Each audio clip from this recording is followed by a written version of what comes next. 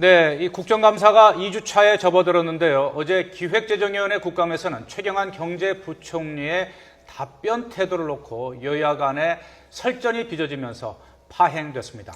네, 어제 국감에서 벌어진 설전 직접 들어보시고 이야기를 이어가도록 하겠습니다. 소이노믹스는 실패했다. 여기에 대해서 책임을 묻는 국정감사 자리가 돼야 되는 게 마땅한 거 아닙니까? 부총리께서 이제 의견을 얘기해 주시죠. 제가 7초 만에 답변을 다 드릴 수가 없네요. 아니 뭐 더 하셔도 됩니다. 저는 뭐 일문일답으로 질문 시간 내에 하기로 했기 때문에 더 이상 답변을 드리지 않겠습니다. 아니 뭘 답변을 하라는 겁니까? 제가 지금 머리가 나빠가지고요. 7분 동안 계속 말씀하시니까 뭘 답변해 드릴지를 모르겠어요. 야당 국회의원들을 무시하고 모독하는 것이다라고 저는 그렇게 느껴졌습니다. 이거야말로 실세 부총리의 거만함이 운영 중에 사실 묻어나는 태도가. 네, 이 국감장에서 좀 보기 드문 이런 네. 지금 상황이 연출이 됐습니다. 추 의원. 이 또 최경환 부총리는 국회의원 출신 아닙니까? 그렇습니다. 그렇기 때문에 삼선의원이죠. 본인이 지금 또 국회의원 신분에서 지금은 이제 피감자 신분에서 이제 답변을 하다가 이렇게 너무 뭐 일방적으로 저기 공세만 퍼붓는데 내가 뭐 답변할 시간도 안 주고 뭐 답변을 거부했는데 어떻게 보셨어요? 일단 설명이 좀 필요할 것 같은데요. 네. 그 국정감사에서 한 명의 위원이 증인을 불러놓고 질의할 수 있는 시간이 질문, 답변 다 합쳐서 7분입니다. 네. 네. 1차에 그렇고 나중에 그 보충 질의가 있긴 합니다만. 그런데 어제 홍종학 의원 경우에는 그 최경환 부총리를 상대로 6분 53초 동안 자기 이야기를 했습니다. 네. 그리고 7초 남겨두고 답변을 하라 이러니까 최경환 부총리로서는 예, 아니요 그 정도밖에 대답할 수가 없는 입장이죠. 네. 그 국정감사라는 것이 정부 정책, 정부 기관의 그 정책의 잘잘못을 따지는 그런 자리인데 최경환 부총리 입장으로서는 예, 아니요, 맞습니다. 뭐 이 정도 답변밖에 근데 못하니까. 질문이 좀 길긴 했지만 답변자의 같은 경우는 길어져도 마이크가 꺼지진 않는다고요. 그렇습니다. 그래서 네. 야당 의원들이 주장하는 것이 마이크가 꺼져도 계속 답변을 할 수 있는데 그것이 또 관례인데 왜 그런 식으로 그 답변을 못 하겠다고 대답을 하느냐라고 그거 가지고 네. 고성이 일었고 2시간 동안 정회가 됐습니다. 네. 사실 또 질문 답변 시간이 7분으로 제한됐는데 질문은 1분 했는데 답변이 만약에 6분을 해버렸어요.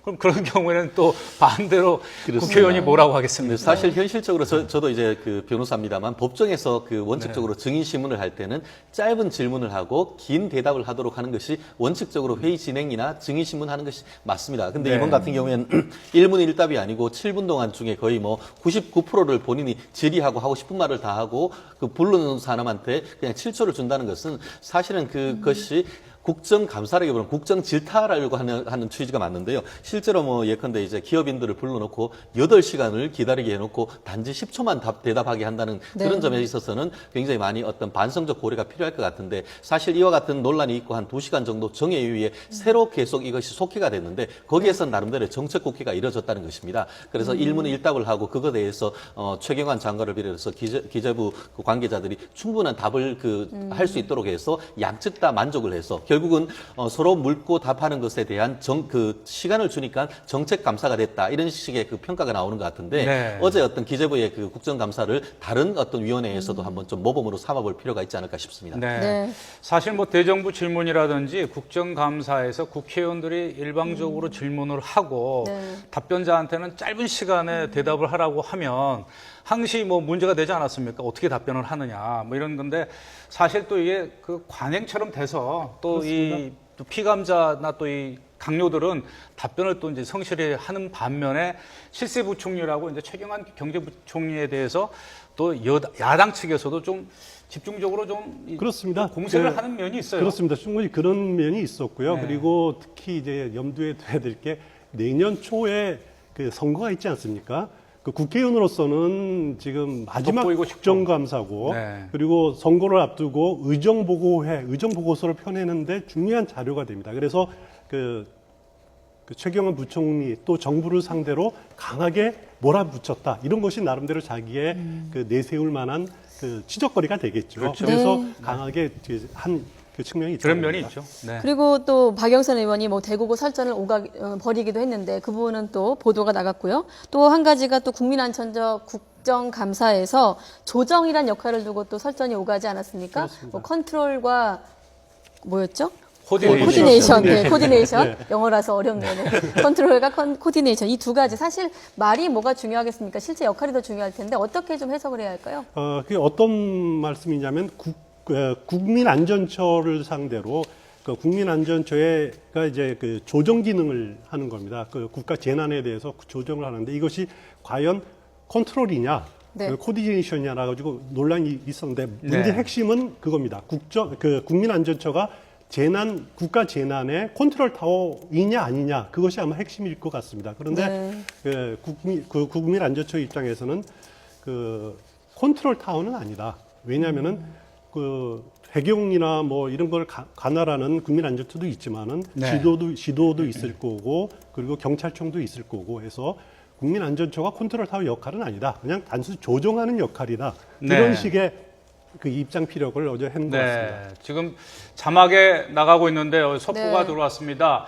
이 국회윤리위원회 징계소위원회가 이 성폭행 혐의로 이 검찰의 수사를 받고 있는 이 심학봉 의원에 대해서 제명하기로 의결을 했습니다. 지난 7일에도 이제 징계심사 소위 열어서 징계안을 심의했지만 그 여야 의견 때문에 결론이 나지 네. 않았습니까? 네, 안 결국은 났었는데. 이제 국민들의 여론을 의식한 것 같습니다.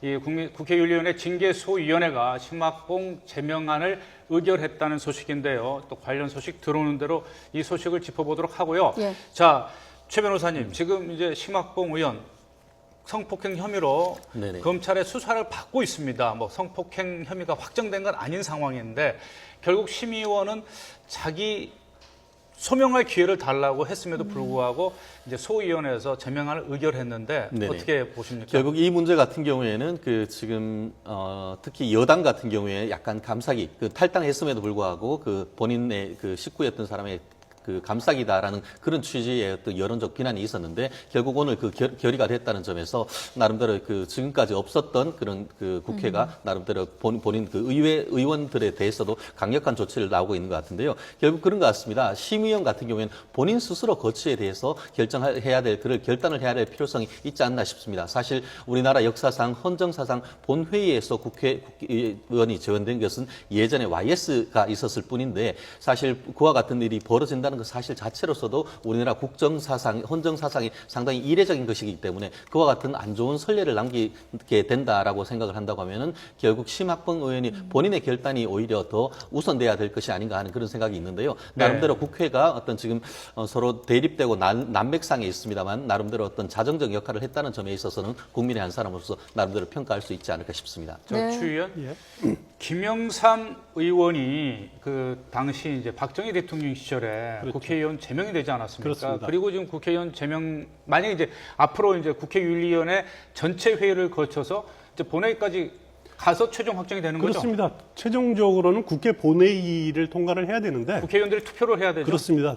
제가 보기에는 이 정도까지 갔으면 심학봉 의원이 의원직 사퇴를 선택하지 않을까. 그래서 그렇죠. 본회의 투표까지 가지 않는, 표결까지 가지 않는 그런 네. 선택을 할 가능성이 높아 보입니다. 아까 이야기 나누다 못했던 조정, 그 컨트롤 타워랑 코디네이션 얘기를 좀 나눠야 될 것 같은데 그때 상황을 좀 볼 다시 수 한번 이제 있을까요? 정리를 하면 이 심학봉 의원 국회윤리위원회 징계소위원회에서 제명안을 의결을 했습니다. 앞으로 이제 국회윤리위원회 전체 회의가 또 열리게 돼 있는데 네. 이 추 의원이 얘기한 대로 이 정도 상황이 됐다고 하면 이제 심학봉 의원 측에서 뭔가 자신의 어떤 사퇴와 관련한 심경을 밝히지 않을까 싶습니다. 네. 자, 계속해서 네. 우리 또 이광영 의원 네. 질문. 국정감사 그 상황을 한번 네. 볼까요? 황인저 의원과 박인용 국민안전처 장관의 또 설전이었죠? 함께 들어보시죠. 네.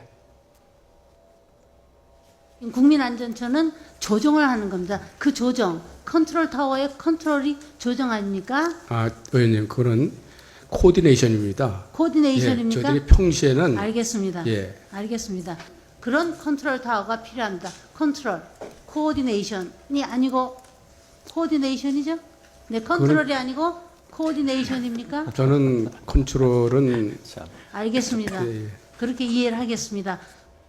네. 네. 저도 이 화면을 보면서 웃음이 나오기도 하고 참 네. 어떻게 표현해야 될지 모르겠는데 재난안전처, 국가 위기 재난 상황에 그렇다면 컨트롤 타워는 도대체 우리나라는 어디죠? 울추위요? 그 법적으로는 명확하게 규정된 게 없습니다. 과연 그러면 네. 청와대냐 아니면 국무총리실이냐 법적으로 이렇게 명확하게 어디가 컨트롤 타워다라고 뭐 정해진 건 없는 것 같습니다. 그래도 국민안전처에서 말한 대로 여러 기관이 다 개입이 되어 있기 때문에 관련 네. 활동을 해야 하기 때문에 그거를 총괄할 수 있는 컨트롤 타워는 국가 재난에 대해서 틀림없이 있어야 됩니다. 그게 네, 그렇죠. 국무총리실이 되든 청와대가 되든 있어야 되는데 그 부분에 대해서는 아직 우리 사회에서 명확한 합의가 이루어지지는 않은 것 같습니다. 네. 다만 이 부분과 자, 관련해서 우리 최 변호사님.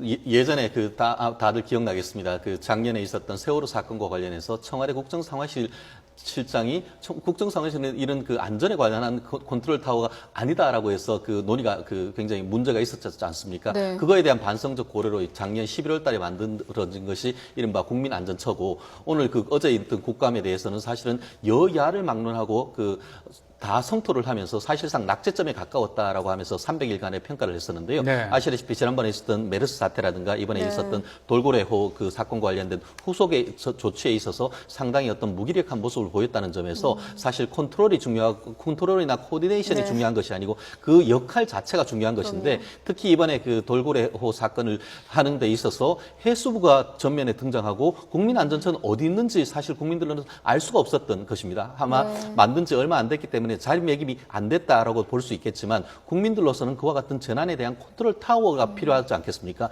평상시에는 코디네이션을 한다 하더라도 비상시에가 있다고 하면 그것을 컨트롤할 수 있는 리더십 확보가 정말 중요한 시점이 아닌가 좀 생각합니다. 재난 발생했을 네. 때 컨트롤이건 코디네이션이건 서로 좀 하겠다고 나서는 모습도 좀 그렇습니다. 봤으면 네. 좋겠습니다. 네, 예. 이 국민안전처 최 변호사님 지적대로 제대로 무슨 역할을 하고 있는지 국민들을 좀 암신시켜 줬으면 좋겠습니다.